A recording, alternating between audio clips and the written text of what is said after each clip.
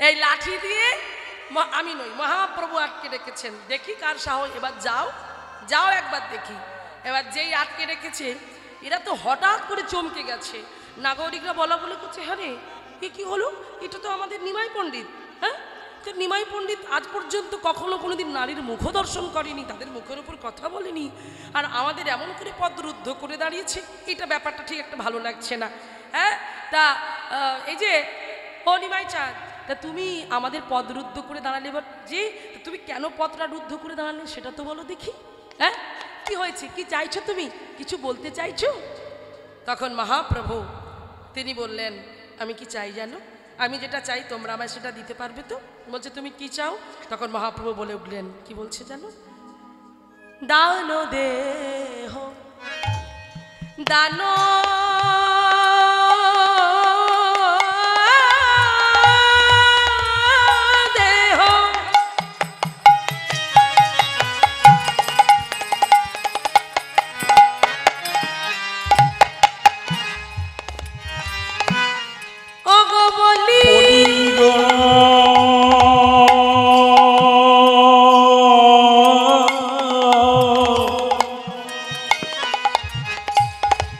বলি গোনা ডাকে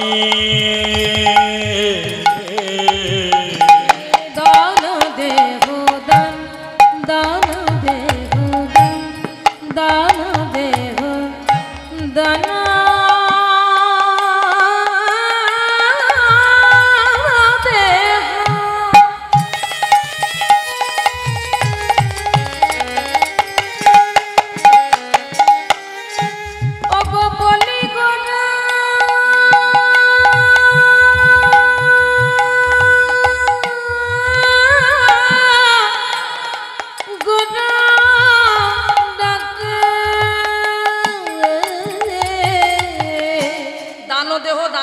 বলি গোরা ডাকে, বলছে দান দেহ, আমাকে দান করো, আমাকে দান করো।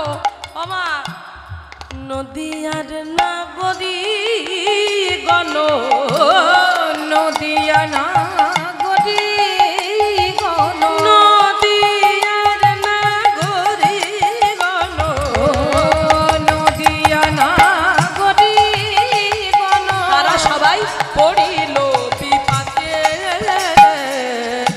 পড়িল বিপাকে। বলে চাইছে গোরা কিসের দান, ও যে চাইছে গোরা কিসের, আমাদের যাবার পথ আগুলিয়া, চাইছে গোরা কিসের, আমাদের যাবার পথ আগুলিয়া, চাইছে গোরা কিসের, আমাদের যাবার পথ আগুলিয়া, ও যে চাইছে গোরা কিসের, আমাদের যাবার পথ আগুলিয়া, চাইছে গোরা কিসের, আমাদের যাবার পথ আগুলিয়া, চাইছে গোরা কিসের, আমাদের যাবার পথ আগুলিয়া। নিতাই গৌর হরি বল। যাওয়ার পথ আগলিয়া চাইছে গোরা কিসের, চাইছে গোনা কিসের দান, নদিয়া নাগরে সব ভোজন বিপাকে তারা পড়িল বিপাকে। ও মাইরা, কথাটা কি বলছে? দানো দেহ বলি গোরা ডাকছে যে দান দেহ, দান দাও, আমাকে দান দাও। গোরা চিৎকার করে ডাকছে, নদিয়ার নাগরিকগণ পড়িল বিপাকে। ভক্তিমতী মায়েরা, এখন ধরুন ওই নদিয়া নবদ্বীপ থেকে যদি আমার মহাপ্রভু হরি বল, নদিয়া নবদ্বীপ থেকে যদি মহাপ্রভু সরাসরি, হ্যাঁ হরি হরি বল, সরাসরি কৃষ্ণনগরের ট্রেন ধরে শিয়ালদায় এসে ঠিক খুঁজে খুঁজে, হ্যাঁ এই জায়গায় এসে, এই বাসভবনে এসে যদি, জয়দেববাবুর বাসভবনে এসে যদি এই জায়গাটা দাঁড়িয়ে, কথার মধ্যে ধ্যান দেবেন, মহাপ্রভু যদি এসে এই জায়গায় দাঁড়িয়ে আঁচলটা পেতে যদি বলে, এই যে আজ আমি এখানে এসেছি, তোমরা আমাকে কিছু কিছু করে দাও, তো তোমরা কি দেবে? ঠিক করে ভেবে বলবে মায়েরা। কি দেবে? আমার মায়েদের কাছে যদি দাঁড়িয়ে বলে আমায় কিছু দাও,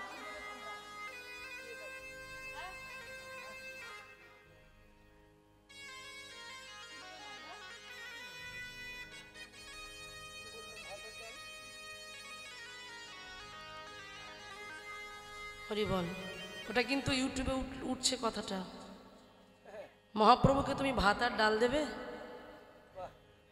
রাধে রাধে, আস্তে, কথা নয়, এগুলো ভাব জগতের কথা গো। এ কথা কোনোদিন মুখে এনো না। তিনি দিচ্ছেন বলে আমরা পাচ্ছি, তিনি আছেন তাই আমরা বেঁচে আছি। তিনি যে বিশাল, তিনি যে বিভু, তিনি যে বিরাট, তিনি আদি, তিনি অনন্ত, তিনি সৃষ্টি স্থিতি লয় প্রলয়কারীর মালিক। দেখবে টিভিতে দেখো, পেপারে দেখো, চীন, ভুটান, কত জায়গায় ভূমিকম্প হয়ে ধ্বংস হয়ে সব কিছু তছনছ হয়ে যাচ্ছে, কিন্তু আমাদের এখানে দেখো, আমাদের কলকাতা, আমাদের ভারত ভূমি কত শান্তির জায়গা, যেখানে মহাপ্রভুর মতো একজন মহাপুরুষের জন্ম হয়েছে, ভগবানের জন্ম হয়েছে। সার্থক মাটি আমাদের, যে মাটিতে আমরা জন্মগ্রহণ করেছি। আজ মহাপ্রভু যদি আমাদের কাছ থেকে কিছু চায়,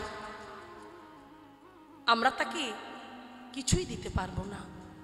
কারণ পার্থিব জগতে যদি তুমি একটা ফুল গাছ লাগাও, তুমি গাছের, এই যে গাছটা তুমি লাগিয়েছো, গাছটাকে সুন্দর করে তুমি মাটিটাকে উর্বর করে সেই মাটিতে বীজটা রোপণ করে প্রতিদিন সার খোল দিতে দিতে, জল দিতে দিতে গাছটাকে তুমি বাড়িয়েছো, গাছটা বড় হয়েছে, প্রকৃতির নিয়মে গাছ অনেক বড় হয়েছে। কিন্তু যে গাছটা তুমি এনে লাগিয়েছো, সেই গাছের ফুলটা কি তুমি ফোটাতে পারবে? গাছের ফুলটা কিন্তু আমাদের কোনো শক্তি নেই যে আমরা ফুলটাকে ফোটাতে পারবো। গাছটা তুমি লাগিয়েছো, সারখোল তুমি দিয়েছো, জল তুমি দিয়েছো, বড় হয়েছে প্রকৃতির নিয়মে, কিন্তু গাছের কোন ফুলে কি রং দিলে তার সৌন্দর্য লাগবে, তার শোভাটা আরো বৃদ্ধি পাবে, এক একটা রঙের তুলি আছে আমার ভগবানের কাছে। ভগবান তার বিভিন্ন রঙের তুলি দিয়ে বিভিন্ন সুন্দর করে কারুকার্য করে, দেখবে একটা ফুল আছে, সকালবেলা সেটা ফুলটা ফোটে সাদা হয়, যত বেলা হয় গোলাপি কালার, শ্বেত পদ্ম বলে থাকে। কি করে হয়? আমরা বলি আমরা ভগবানকে দেখতে পাই না, ভগবান আমাদের সামনে থাকে না। ফুলগুলো লক্ষ্য করবেন,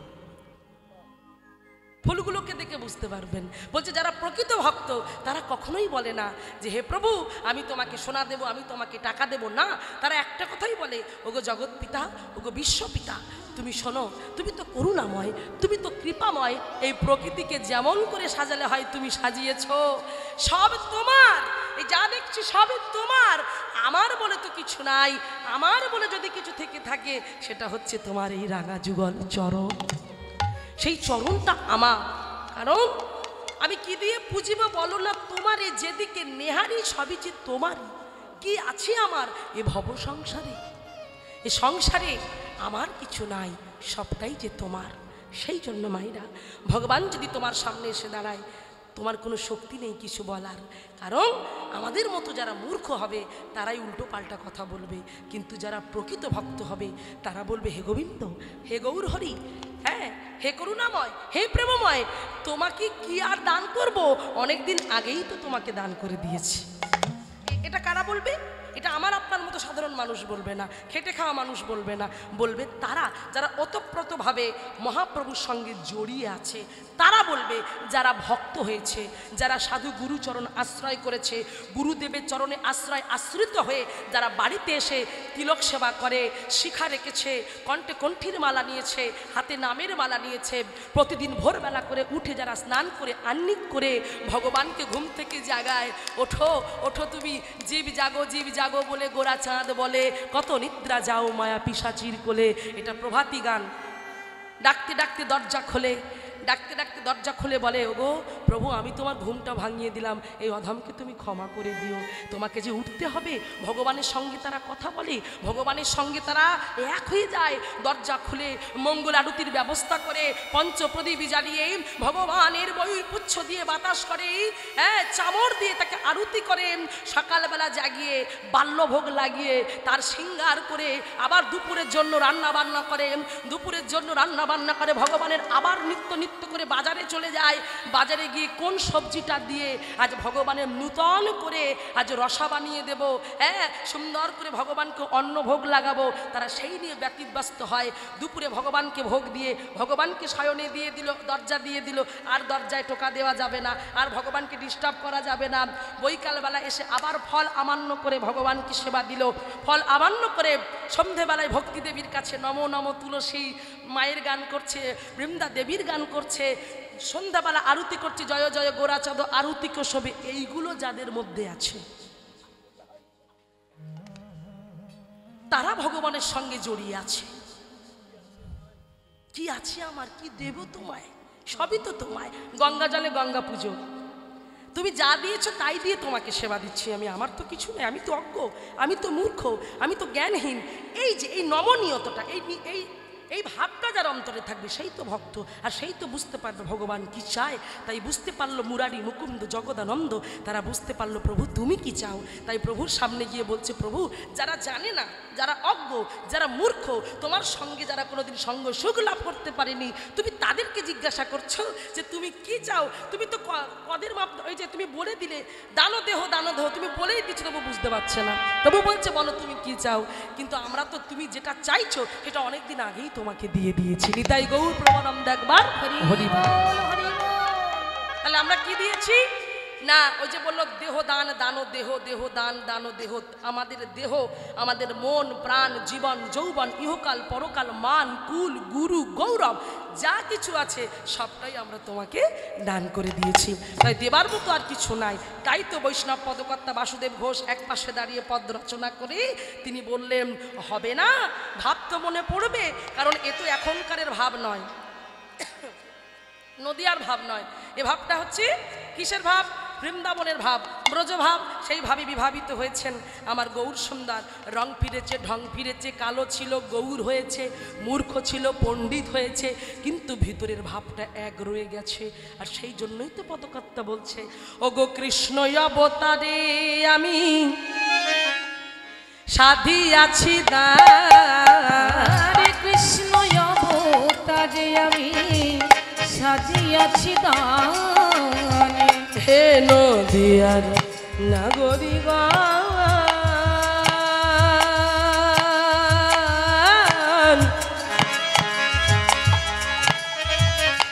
তোমরা কি জানো না, জানো না, জানো না, জানো না, জানো না,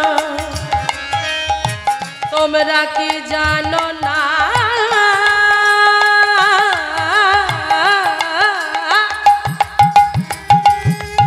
ওহে নাগরী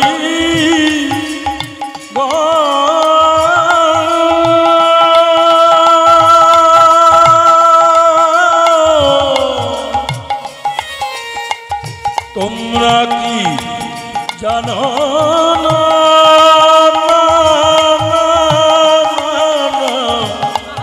ওহে নাগরী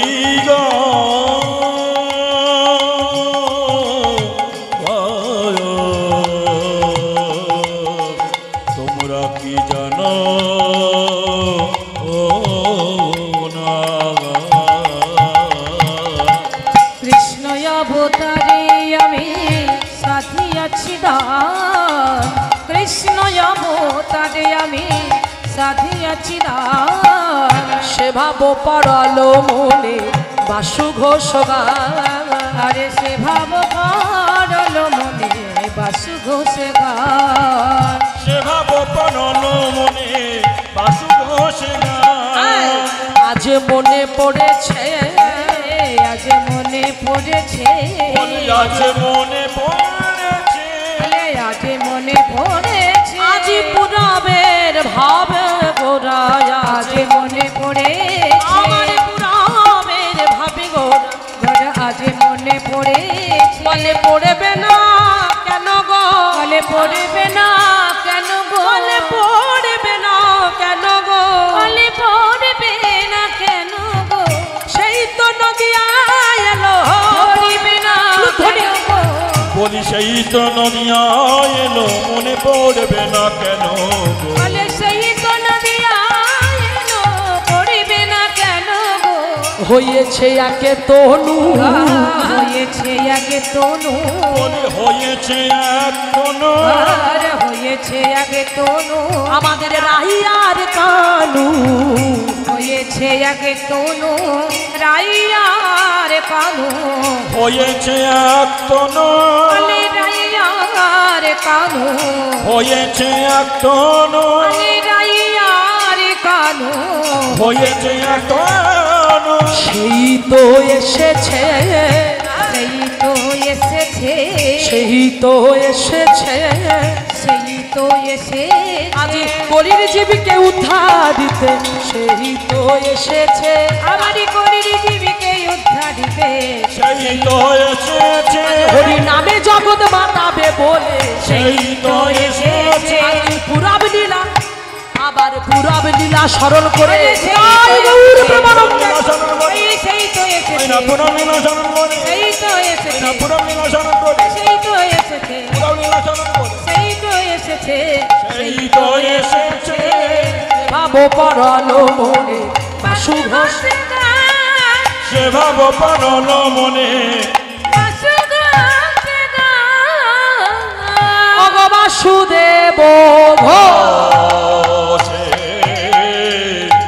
আরে সে ভাব পারল সে ভাব পারল মনে বাসু ঘোষে গায়ে রে সে ভাব পারল বাসু হোসে গায়ে রে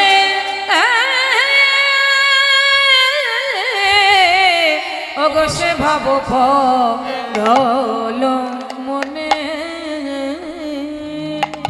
ভক্তমণ্ডলী বাবা আমার ভক্তিমতী মায়েরা এতক্ষণ ধরে আমরা নদিয়া নবদ্বীপের মাটিতে মহাপ্রভুর ভাব দর্শন করেছি শ্রবণ করেছি এবার আমরা সরাসরি যাব মধুময় শ্রীধাম বৃন্দাবন ধাম আচ্ছা মায়েরা বৃন্দাবনে যাওয়া হবে তো একটু বেশ সবাই মিলে একবার বলেন দেখি বৃন্দাবনের বল কি কি বল হ্যাঁ রাধে রাধে সবাই একবার বলুন দেবদণ্ড বাহু তুলে রাধা রানী কি রাধা রানী কি রাধা রানী কি দারুণ জয় হয়েছে খুব ভালো না না আবার কি এই অনেক মোটে হচ্ছে না এই অনেক হয়েছে বলে শ্যাম সুন্দর কি শ্যাম সুন্দর কি বাঙ্কে বিহারি কি এত ভালো ভক্ত কি বৃন্দাবন ধাম কি নেতাই গৌর প্রেমানন্দ একবার হরি এই চলুন আজকে একটা অপূর্ব সুন্দর ভজন গাইতে গাইতে আমরা বৃন্দাবনে যাব তবে যে ভজনটি এখানে পরিবেশন হবে জানার ভজন আমি গাইব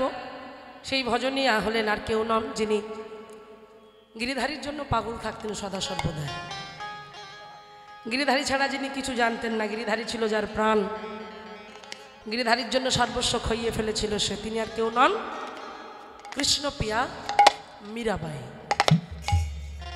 মীরাবাইয়ের অপূর্ব সুন্দর একটি ভজন আমরা শুনতে শুনতে বৃন্দাবনের মধ্যে প্রবেশ করবো চলুন যাই তবে হ্যাঁ মাইরা দেহটাকে তো নিয়ে যাওয়ার উপায় নেই এই মুহূর্তে এখন বৃন্দাবনে যেতে গেলে বললে তবে না আগে থেকে টিকিট করতে হবে কিন্তু আমরা এই মুহূর্তে যাব কি করে যাব দেহটা থাকবে পড়ে দেহের মধ্যে যে অবস্থিত যে মনটা আছে মনটাকে নিয়ে আমরা চলে যাব মধুর বৃন্দাবনে তো ভজনে সেই কথাটাই বলছেন যখন কৃষ্ণপ্রিয়া মীরাবাই বৃন্দাবনে যাচ্ছিলেন বৃন্দাবনে যেতে যেতে তিনি এই ভজনটি গাইতে গাইতে যাচ্ছিলেন তিনি বলেছিলেন তিনি গেয়েছিলেন আজকে সেই অপূর্ব সুন্দর একটি ভজন শুনব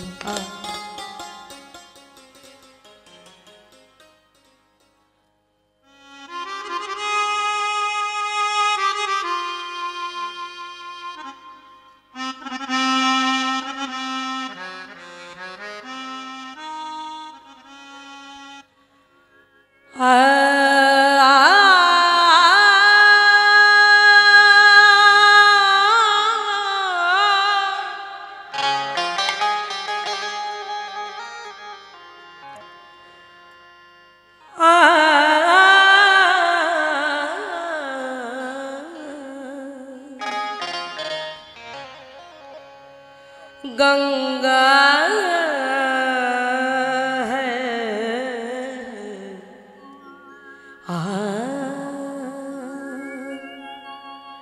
गंगा यमुना निर्मल पानी गंगा यमुना निर्मल पानी शीतल शीतल शीतल होत शरीर जलो गंगा यमुना बोलो ध्वनि गंगा यमुना तीर चलो मनो गंगा यमुना तीर चलो मनो गंगा यमुना तीर चलो मनो गंगा यमुना गंगा यमुना निर्मल पानी गंगा यमुना निर्मल पानी निर्मल निर्मल पानी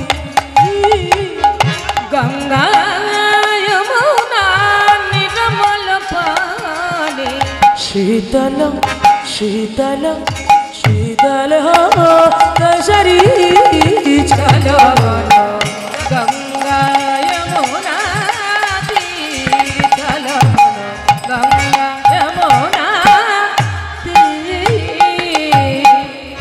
गंगा यमुना निर्मल पानी शीतल है हो तो शरीर বলছে গঙ্গা যমুনা নির্মল পানিতে যদি কেউ ডুব দিতে পারো মীরাবাই বললেন যে তোমরা যদি কেউ গঙ্গা যমুনাতে ডুব দিতে পারো তাহলে তোমাদের দেহটা শীতল হবে।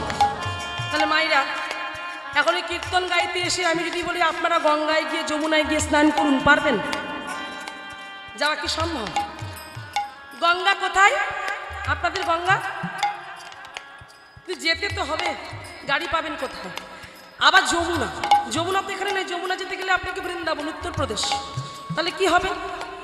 তা এক ভক্ত বলছে তাহলে আমরা কি ডুব দেব না? মীরাবাই বললেন অবশ্যই দেবে। ভজনটা কি বলছে শোনো। গঙ্গা যমুনা নির্মল পানি কৃষ্ণ প্রিয়া মীরাবাই বললেন ভগবানে যখন তোমাদের সুন্দর করে দেহটাকে সাজাইয়েছিলেন, সাজাতে সাজাতে সাজাতে আমাদের প্রত্যেকের দেহের মধ্যে সুন্দর করে একটা গঙ্গা একটা যমুনা দিয়ে পাঠিয়েছেন।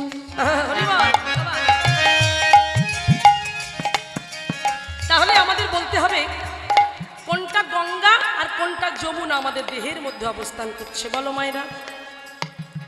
বলছি গঙ্গা যমুনা আমাদের দেহের মধ্যে আছে। কোনটা গঙ্গা কোনটা যমুনা?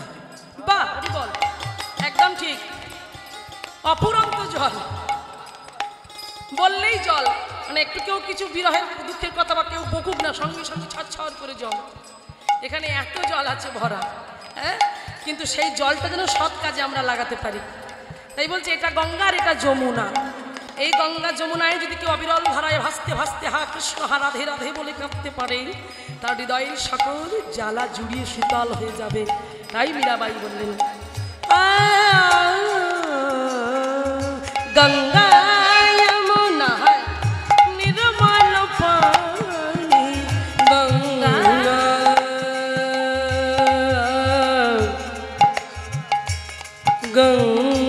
গঙ্গা যমুনা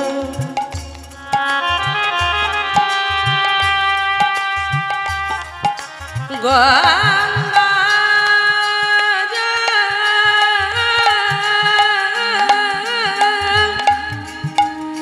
গঙ্গা যমুনা নির্মল পানি গঙ্গা যমুনা নির্মল পানি গঙ্গা গঙ্গা গঙ্গা গঙ্গা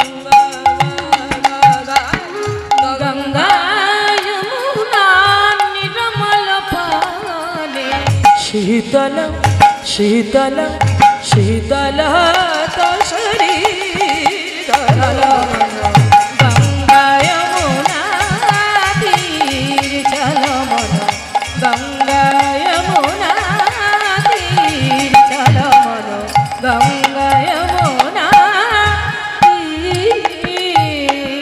ভগবান তার দাদার নাম কি? ভগবানের দাদার নাম কি? কি? বলাই দাদা, দাউজি বলাই দাদা। তাই বলাই দাদাকে নিয়ে সবসময় তিনি গোঠির মাঠে যেতেন খেলতে। তো সেই বলাই দাদাকে নিয়ে তিনি গোঠির মাঠে গেছেন, তিনি আজকে বাঁশি বাজাচ্ছেন। এই বাঁশির কথাটা আজকে মীরাবাই বললেন। কি বলছে?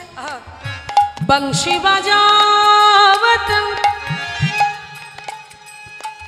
নাচত কन्हैया, বংশী বাজা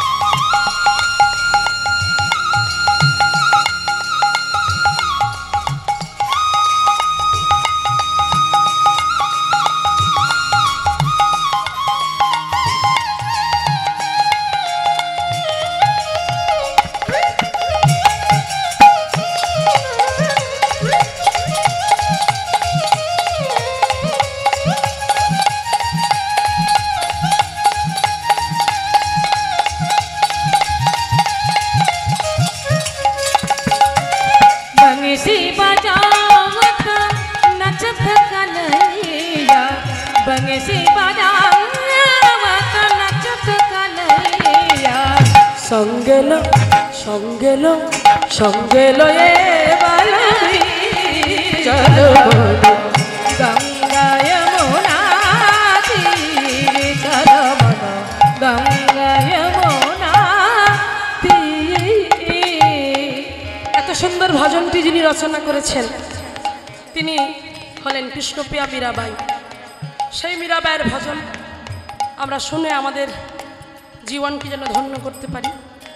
যে মীরাবাই গিরিধারীকে পাওয়ার জন্য তার এত কষ্ট, নিজের ননদিনী উদাবাই পরমান্নে মানে পায়েস এত গিরিধারীর নাম করে, এত কৃষ্ণ কৃষ্ণ বলে, ননদিনী চাইতো না। হ্যাঁ, তাই মেরে ফেলবো, এই বৌদিকে মেরে ফেলবো। কি করে মারবে? পায়েসের মধ্যে বিষ মিশিয়ে দিল। যখন বিষটা মেশাচ্ছিল মীরা দেখেছে যে আবার ননদি পায়েসে বিষ মিশিয়েছে। এবার আদর করে বৌদির কাছে গিয়ে বলছে, বৌদি আমি পায়েসটা তোমার জন্য রান্না করেছি, তুমি খেয়ে নাও। তখন কথাও দিয়েছে, ফেলতেও পারছে না কথা, ননদের কথা। সেই বিষ মেশানো পায়েসটা নিয়ে গিয়ে গিরিধারীর কাছে গেছে।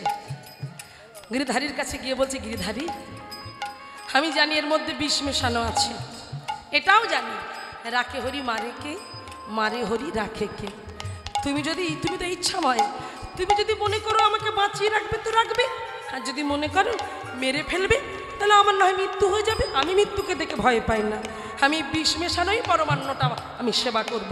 এই বলে সেই বিষ মেশানো পরমান্নটা নিয়ে যেই গিরিধারী গিরিধারী গিরিধারী বলতে বলতে যেই বদনে দিতে যাবে, এমন সময় ভগবান কৃপাবাড়ি বরিশন করে ওই বিষ মেশানো পরমান্নের প্রতি যখনই নিক্ষেপ করলেন, তার কৃপাদৃষ্টি নিক্ষেপ করার সঙ্গে সঙ্গে ওটার বিষ থাকলো না, ওটা অমৃতে পরিণত হয়ে গেল। নিতাই গৌর প্রেমানন্দ একবার হরি। বিশ্বাসটা এমন একটা বস্তু, ভগবানকে ভালোবাসতে হবে, বিশ্বাস করতে হবে, তার উপরে ছেড়ে দিতে হবে তোমাকে, যে আমি কে, আমি কিছুই করব না, তুমি রাখলে রাখবে, মারলে মারবে, তাই তোমাকে আমি স্মরণ করবো। আর ভগবান এত কৃপাময়, ভগবান ভাবে আমি যদি ভক্তকে মারি তাহলে ভগবান নামে আমার কলঙ্ক উঠবে, আমি কি আমার কলঙ্ক নেব? নিজে আমি পারবো না, তাই ভক্তকে আমি বাঁচাবো। তাই আজকে তিনি ভক্তকে বাঁচিয়েছিলেন। সেই মীরাবাইয়ের অপূর্ব সুন্দর ভজন আপনারা শ্রবণ করছেন। মীরা কে প্রভু মীরা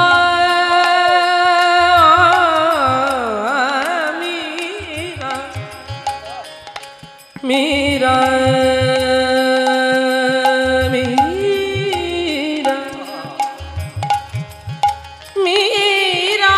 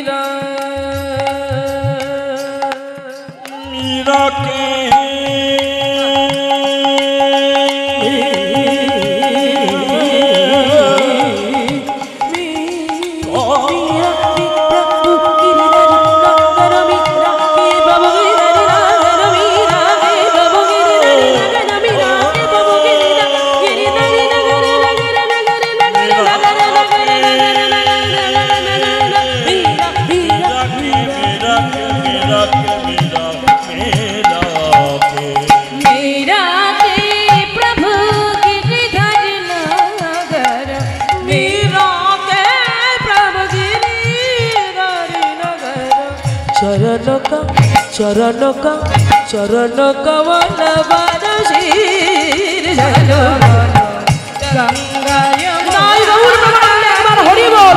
মাতা রাধা রানী কি, শ্যাম সুন্দর কি, মদন মোহন কি, বিহারী গোপীনাথ কি, পার্থ বিহারী কি, বৃন্দাবন ধাম কি, নিতাই গৌর প্রেমানন্দে একবার হরি বল।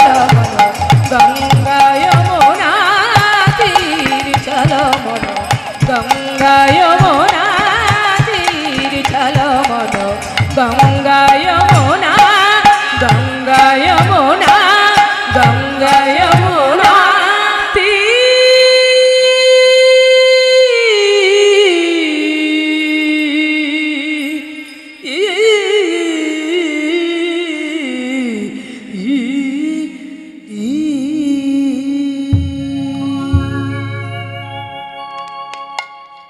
মধুময় শ্রীধাম বৃন্দাবন ধাম। আজ আমরা কৃষ্ণপ্রিয়া মীরাবাইয়ের ভজন শুনতে শুনতে আমরা চলে এলাম বৃন্দাবনে। আজ আমরা বৃন্দাবনে এসে শ্রবণ করব দান কি প্রকারের, দান কাকে বলে, কিভাবে দান করতে হয়। মায়েরা আগে শুনে নিন দান কাকে বলে। আস্তে, দান তিন প্রকার। আপনারা ভিক্ষা দেন, আপনারা দান করেন, আপনারা জানেন, তবে শিখে নিয়ে দান করা ভালো। সঠিক পাত্র বুঝে দান করতে হবে মায়েরা, যাকে তাকে দান করলে পূর্ণ ফল হয় না। তিন রকমের দান ভালো করে বুঝে নেবেন, শুনে নেবেন, মুখস্থ করে নেবেন। কি কি না, এক হলো রাজসিক দান, দ্বিতীয় হলো তামসিক দান, আর তৃতীয় হলো সাত্ত্বিক দান। এবার আসুন রাজসিক দান কাকে বলে জেনে নিই। রাজসিক দান তাকে বলে আমিত্ব প্রকাশ করবার জন্য কাউকে কিছু দান করা, তাকে বলা হয় রাজসিক দান। ঠিক যেমন দেখবেন, আমি এখানকার কথা বলছি না, যেমন অনেক আসর আছে যারা অর্থের জন্য ভালো ভালো বড় বড় দল আনতে পারে না, তো সেখানে তারা দল আনতে পারছে না বলে আক্ষেপ করছেন।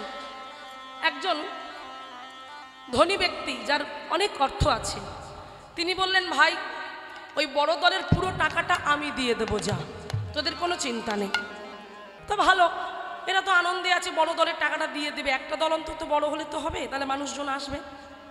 তো এবারে পরের দিন চায়ের দোকানে যেখানে চা খেতে যায়, সেই চা ব্যাপারী তিনি বলছেন, সে দোকানদার বলছেন যে, ভাই হ্যাঁ দল পেয়েছিস? বলছে, হ্যাঁ পেয়েছি, রাধারানীর কৃপায়, নিতাই চাঁদের কৃপায় দল পেয়েছি। এবারে যিনি দলটা দেবেন তিনি কিন্তু পাশে বসে চা খাচ্ছিলেন, পেপার পড়ছিলেন, মুখটা কিন্তু দেখা যাচ্ছে না, পেপার পড়ছে তো তাই মুখটা দেখা যাচ্ছে না। আর এদের বারবার যখন জিজ্ঞাসা করছে, যে ভাই কিরে দল টল, বলছে হ্যাঁ কোনো ব্যাপার নেই, যে জলটা নিয়ে আমরা চিন্তা করছিলাম তার টাকাটা জোগাড় হয়ে গেছে। বলছে কি করে হলো? খালি বলছে নিতাই চাঁদের কৃপা, গৌর হরির কৃপায়, রাধারানীর কৃপায় সব ব্যবস্থা হয়ে গেছে। তো বারবার যেই বলছে নিতাই চাঁদের কৃপায়, রাধারানীর কৃপায় ব্যবস্থা হয়ে গেছে, এখন যে টাকাটা দিচ্ছিল সে তো পাশে বসে আছে, সে তো ভাবছে যে কখন একবার আমার নামটা, এইবার নিশ্চয়ই আমার নামটা বলবে, এইবার নিশ্চয়ই আমার নামটা বলবে, কিন্তু তার নামটা একবারের জন্য উচ্চারণ করছে না। তো একবারের জন্য যখন বলছে না, তখন লোকটা আর থেকে থাকতে না পেরে পেপারটা সরিয়ে দিয়ে বলছে, তবে তোদের পুরো কাণ্ড জ্ঞান আছে, তখন থেকে নিতাই চাঁদের কৃপায়, গৌর হরির কৃপায়, নিতাই চাঁদের মানেটা কি? হ্যাঁ, এই দলটা যে আমি দিচ্ছি, কই একবারও তো আমার নাম করছিস না যে অমুক দাদা এই দলটা টাকা দিচ্ছে তাই আমরা আনতে পারছি। শোন শোন, আমি আমি আমি এই যে আমি টাকাটা দেব, বুঝলি? আমি টাকাটা দেব বলে দলটা আসবে, আমি যদি টাকাটা না দিই, আমার জন্যই কিন্তু হরিবাসর করছিস, আমি যদি না দিতে পারি তোরা কি দলটা আনতে পারবি? তাহলে ভক্তিমতী মায়েরা, এই তার যে এতবার করে যে আমিটা কতবার বললো,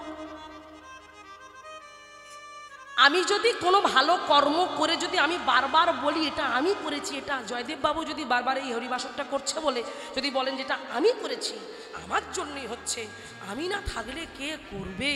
হ্যাঁ, আমার জন্য, এই যে এটাই তো অহংকার। ভগবান কোনোদিন ওই দান গ্রহণ করবে না। সেই জন্য দেখবো হরিবাসর করলেও কিন্তু ভিক্ষা করতে হয় মা, কি গো হয় না?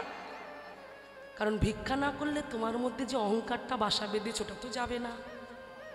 তাই তোমাকে দাঁড়ে দাঁড়ে অন্তত 5টা গ্রাম তোমায় ভিক্ষা করে আনতেই হবে। হ্যাঁ হ্যাঁ, 5 বাড়ি ভিক্ষা করে তোমাকে আনতেই হবে, এটা নিয়ম, মহাপ্রভু শিখিয়ে দিয়ে গেছে। ভিক্ষার পাত্র না হলে তিনি সেবা গ্রহণ করে না। তো সেই জন্য এই দান যারা করে তাকে বলছে রাজসিক দান, আমিত্বের বড়াই কোনোদিন করো না। এবারে দ্বিতীয় বলছে তামসিক দান। তামসিক দান কাকে বলে? তামসিক দানটা হলো কেউ পাপ কার্য করবার জন্য কাউকে কিছু দান করা, তাকে বলে তামসিক দান। কেমন? আমাদের বাঙালিদের সর্বশ্রেষ্ঠ বড় পূজা কি পূজা চলে গেল? দুর্গা পূজা, তাই তো? তো সেই দুর্গা পূজা আমরা আনন্দ করি, আর যেদিন মা চলে যায় মানে বিজয় দশমী, সেই বিজয় দশমীর দিনে তো আনন্দটা আরও দ্বিগুণতর চলে যায়, দ্বিগুণ হয়ে যায়। তখন ছোট ছোট বক্স আর হয় না, এই যে বড় বড় সব ডিজে বক্স, হ্যাঁ, কে কত বক্স আনতে পারে, রেশারেশি চলে। হ্যাঁ, একেবারে এমন বক্স বাজাবে বাবা, এই যে হৃৎপিণ্ড ঢিপ ঢিপ ঢিপ ঢিপ মানে যেন ফেটে বেরিয়ে গেল বলে কথা।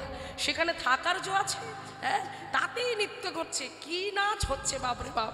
তাহলে ভেবে দেখুন, তাহলে ওই নৃত্যের সময় তখন যারা ওই বক্সের সামনে দাঁড়িয়ে নৃত্য করে তারা কি ভালো অবস্থায় কেউ থাকে? কি ভালো অবস্থায় কেউ থাকে না, কারণ তারা সহ্য করতে পারবে ভালো মানুষ সার ফেল করবে। তো তখন যারা নৃত্য করে ওই সময় ওই অবস্থা, তখন তারা তাদের জ্ঞানে থাকে না। ওই এক একজন আছে যাদের পয়সা শর্ট পড়ে যায়, তারা অন্যের কাছে গিয়ে বলে দাদা দে না একটু আনন্দ করি, একটু খেয়ে, সবাই খাচ্ছে আমি খাবো না, দে না 50 টাকা দে না। তো তখন কি করে সেই দাদা বলে 50 টাকায় কি হবে, আমি তোকে আরও 50 দিয়ে 100 দিয়ে দিলাম, যা এই 100 টাকাটা নিয়ে কিনে নিয়ে খা, আনন্দ কর। তাহলে মায়েরা এই যে টাকাটা আমি তাকে দিলাম, এই কাজটা আমি কি করার জন্য দিলাম? ভালো কাজের জন্য দিলাম। কি আমি পাপ কার্য করার জন্য, পাপ কর্মের জন্য আমি টাকাটা ব্যয় করলাম। কিন্তু ওই টাকাটা যদি কোনো ভিখারিকে দিত, ভগবানের কাছে দান করত, তাহলে সেই দানটা তোলা থাকতো।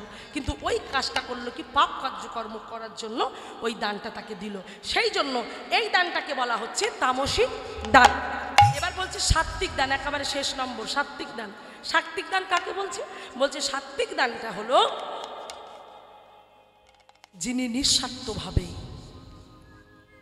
নিজের কথা না চিন্তা করে ভগবানের সুখের জন্য, ভগবানকে ভালোবেসে, ভগবানকে নিজের করে, যে হে প্রভু পৃথিবীর বুকে তো আমি যা কিছু পেয়েছি সবটা তোমার দান, তা আমি যা দেব সবই তো তোমার জন্য দেব, তাই আমার কিছু থাক বা না থাক, আমার যা কিছু আছে আমি সব তোমাকে দিয়ে তোমায় দান করে দেব।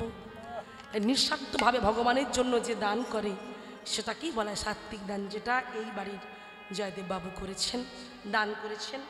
ওনার দান কিন্তু বিফলে যাবে না মা, ওনার দান কিন্তু চিত্রগুপ্তের খাতায় প্রথম পাতাতেই লেখা হবে যে অমুক জন তিনি ভগবানের জন্য দান করে কত সাধুগুরু বৈষ্ণবের সেবার লাগি তাদের জন্য কীর্তন হরিবাসর করে তাদের কীর্তন শুনবার সুযোগ করে দিয়েছে।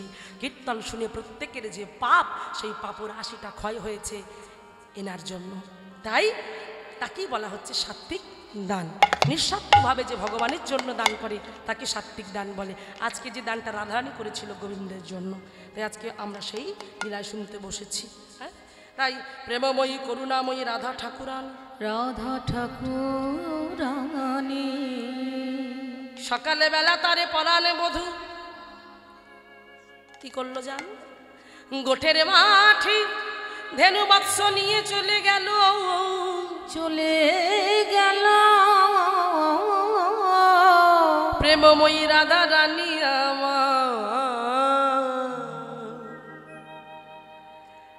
আজ অষ্টসখী পরিবৃতা রাধা রানী আমার, তারে নয়ন যুগল যেন কোথায় হারিয়ে গেছে। কাঁদতে কাঁদতে বলছে সইরে সকালে গোধন লইয়া গোঠে গেল বিনোদিয়া, বিনোদিয়া দিয়া সিংহা বেনুর নিশা, বেনুর নিশা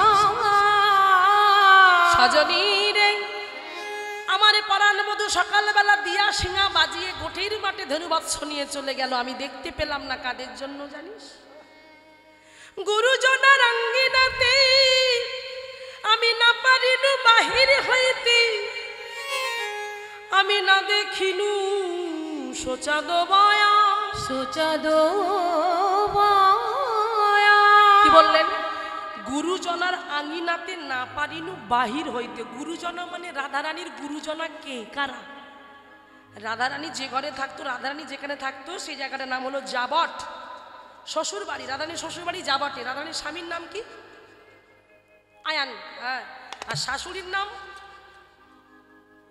বা জটিলা। আর ননদীর নাম একটা হলো বাঘিনী, একটা হলো ফস। হ্যাঁ, ওরাই হলো গুরুজন। তাই বাবা কৃষ্ণপথে ভজনে বাধা বারবার করে ওই দুজন। ভগবানের কাছে যেতে গেলে যেতে দেয় না ওই দুজন। ভগবানের কাছে যাব বলে প্রস্তুতি নেয়, যেতে দেয় না ওই দুজন। ভগবানের জন্য নয়নে কাজল পরবে, কাজল পরতে পারে না ওই দুজনের জন্য। কেন? কাজলের রং সাদা, তো সাদা না, কালো। আর আমার কৃষ্ণ কালো। তাই কৃষ্ণ কালো বলে কাজল যদি পরে নাকি কৃষ্ণের কথা মনে পড়ে, তাই কাজলটাও পড়া যাবে না। এত সিস্টেম ভাবো। এইভাবে এ বাবা এনাকে বসান, ঘুরেই যাচ্ছে বন বন করে। রাধে রাধে, হরি বল। তাই আজকে দেখুন, তাই আজকে রাধারানী কাঁদছে, নয়ন জলে বক্ষ ভাসিয়ে বলছে, শৈরে আমার বধূ তো চলে গেল, আমি কি আমার পরাণ বধূর চাঁদ বদনটা দেখতে পাবো না?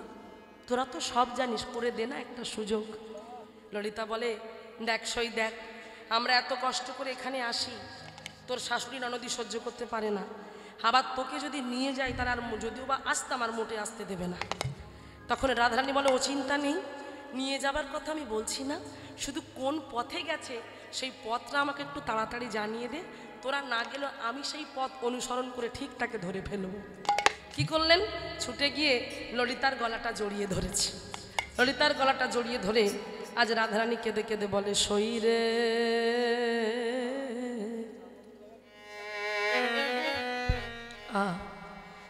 কোন পথে গেল শ্যাম রায়।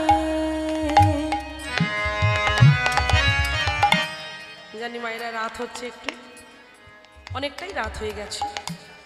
আপনাদের ঘুম ডিস্টার্ব করার জন্য আমাকে ক্ষমা করে দেবেন। আর তার সঙ্গে সঙ্গে বলি, আমাদের গান বাজনাগুলো একটু শাস্ত্রীয় সঙ্গীতের উপরে ভরা, একটু ক্লাসিক্যাল আছে, কারণ এ গান বাজনা মা গুরু ধরে শেখা। এখন তো এই যে আমার ভাইরা আছে সবাই ইউটিউব করছে, হয়তো ইউটিউবে উঠবে, ওরা ছেড়েও দেবে। এখন ইউটিউব হয়ে ইউটিউব গুরু হয়ে গেছে। এই যে লীলা তুলে নিচ্ছে না, পুরোটা উঠে যাচ্ছে। কিন্তু এগুলো যে কীর্তনিয়াদের কত সমস্যা সে তারা একমাত্র জানে। এইগুলো শুনে নোট করতে শুরু করে দেয়, লিখে নিল, লিখে নিয়ে মুখস্থ বিদ্যা। গানগুলো তো করতে পারে না, মানে এত কায়দা কারণ এগুলো না শিখলে তো হয় না। এই গলার কাজ গুরু ধরে শেখা, একটার পর একটা নোট, কোথায় কী লাগবে, কেমনভাবে গাইতে হবে, সেগুলো জানতে হবে। আর সেগুলোই তো ওই জায়গায় কিন্তু জিরো। তুলবে তুলবে বটে, কিন্তু এই জায়গাটা আসতে খুব সমস্যা। এগুলো অনেক দিনের কষ্ট করার ফল বাবা। হ্যাঁ, তো যাই হোক, একটু মন দিয়ে আস্বাদন করবেন, সবার কাছে অনুরোধ। হ্যাঁ, রাগটা হলো কাফি রাগ। কাফি রাগে আজকের এই অপূর্ব সুন্দর একটি পথ। কোন পথে গেল শ্যাম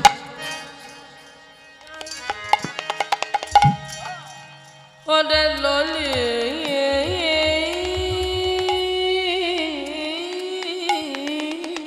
রে, গেল শ্যাম রায় ওরে ললিতা রে, কোন পথে গেল শ্যাম রায় ওরে ললিতা রে, কোন পথে গেল শ্যাম রাঙা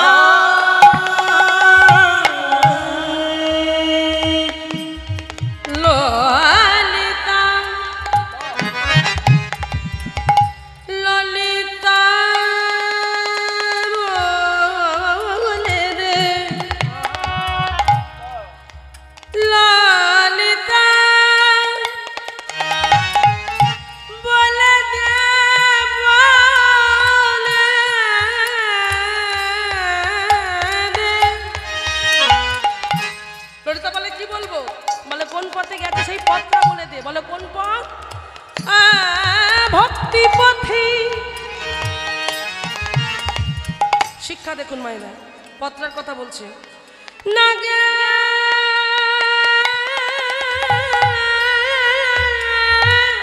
পথে, বলে না কোন পথে, বলে না কোন পথে,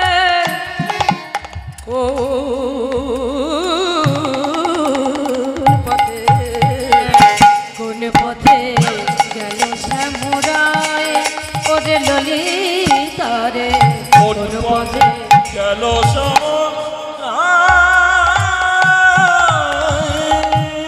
কোন পথে গেল শ্যামরায়, কোন পথ?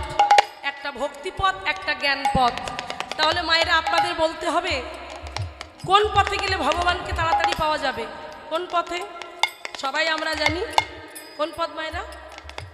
ভক্তি পথ। বাহ, ভক্তি পথে গেলে তুমি তাড়াতাড়ি ভগবানকে পেতে পারবে, ভক্তি পথে না গেলে তুমি ভগবান পেতে পারবে না। তাহলে ভক্তিপত্র কেমন পথ শুনুন মায়েরা। ভক্তিপত্র হলো তুমি তোমার ছেলের জন্মদিনে, যেদিন তোমার ছেলে জন্ম নিয়েছিল সেই দিনটা পালন করছো।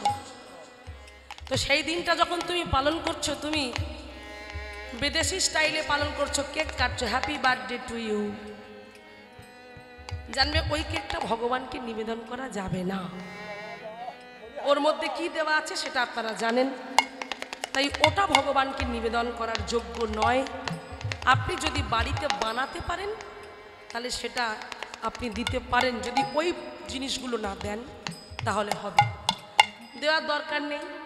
শুধু ঘরোয়াভাবে আমার ঠাকুমা, আমার মায়ের